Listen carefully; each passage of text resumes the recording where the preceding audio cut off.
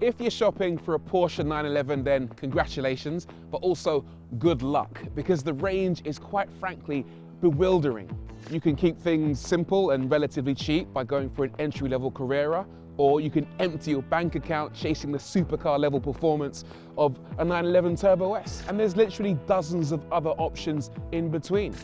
Luckily, Porsche is offering something of a sweet spot, and it goes by the name of the 911 GTS.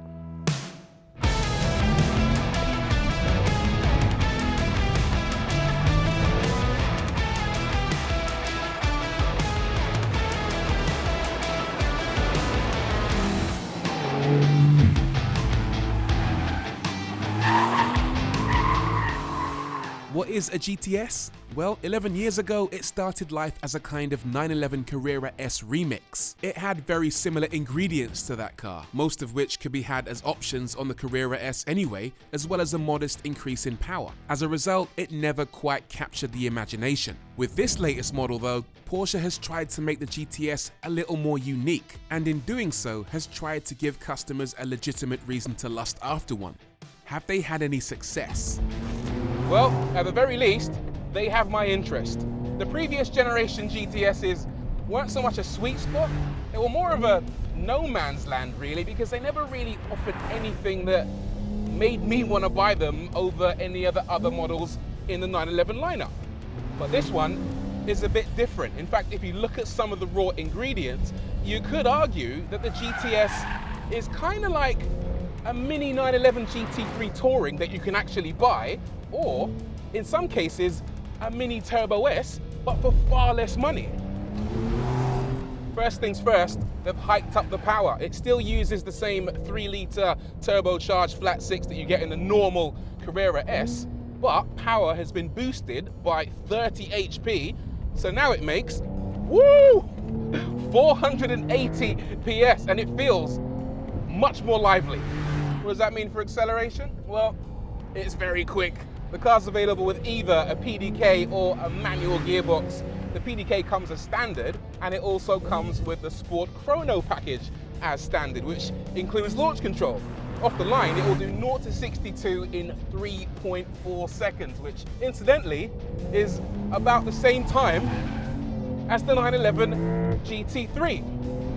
What's interesting though is that because this car is turbocharged and the GT3 is naturally aspirated, this one actually has more torque, 570 Newton meters versus the GT3's 444.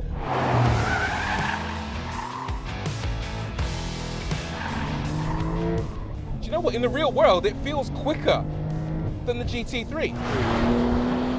As for the sound, do you know what? I'm well impressed. It doesn't sound quite as good as a GT3, but there's less sound deadening in a GTS than in a Carrera, which means that you hear more of that engine noise. It's probably not the loudest car in the world on the outside, but on the inside, it sounds the absolute business.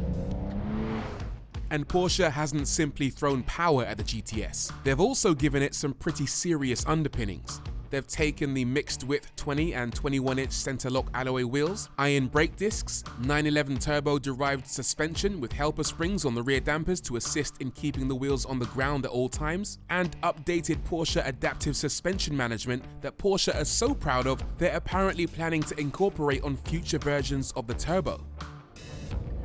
So what's it like to drive one of these?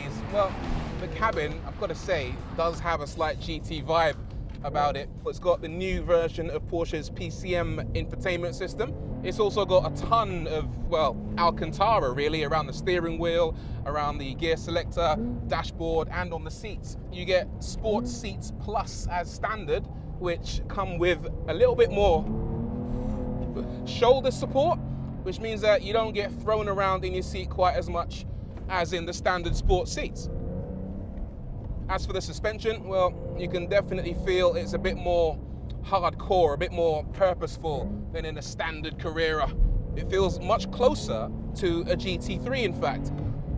It's probably a bit on the firm side for anyone who wants a 911 they can use every single day without worrying about their teeth falling out, but I think it's just on the right side of tolerable.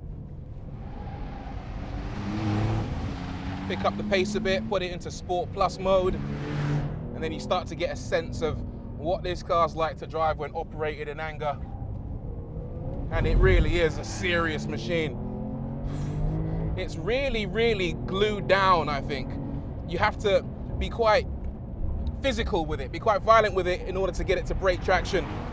But it's got plenty of torque and plenty of power. If you do want to get the back end stepping out, you can do that all day long. One of the beauties of the GTS is that you can tailor the recipe just as you please. All cars come with a few baseline features, dark badges, those 20 and 21-inch wheels for example, but almost everything else is up for customization. It's available in cabriolet, coupe and targa body styles. The PDK gearbox is standard, but a manual is available for no change in price. It'll have rear-wheel drive or all-wheel drive, standard or all-wheel steering, carbon or steel brakes. Strangely, you can even choose to delete the lowered suspension. Whatever flavor you need, Porsche can deliver. In a weird sort of way, having all of that flexibility can work in your favor and against you, because of course you can set this car up to feel a little bit more like a mini GT3, but when you go a bit too far and start, you know, chucking things on like the PDK gearbox and the Targa body style and the all-wheel drive, then it kind of ends up getting further and further away from being a mini GT3. But what you can do is actually start speccing this car so it starts to feel a bit more like a mini 911 turbo, but for less cash. If Mini GT3 is what you're after, then stick with the rear-wheel drive and the coupe body. It's also worth noting that Porsche will offer a lightweight design package, which includes full carbon buckets, deletion of the back seats, lightweight glass, a lightweight battery, and rear-wheel steer. Ultimately then, the GTS is a little bit of a complicated car. On the one hand, it simplifies things and tries to become the sweet spot in the 911 range, and it's fairly successful at that. The other thing it does, depending on how you spec it, is it'll do a very passable impression of a 911 GT3 that you can actually buy, or a 911 Turbo that is actually affordable. But you've got to be quite careful with how you spec this car, because if you go too far, then it can end up feeling like a bit of a random mishmash of different parts. But I guess, in a way, that's the beauty of a GTS. It can be all things to all people. I think it's a brilliant piece of kit that is an ideal starting point for making the 911 that you want.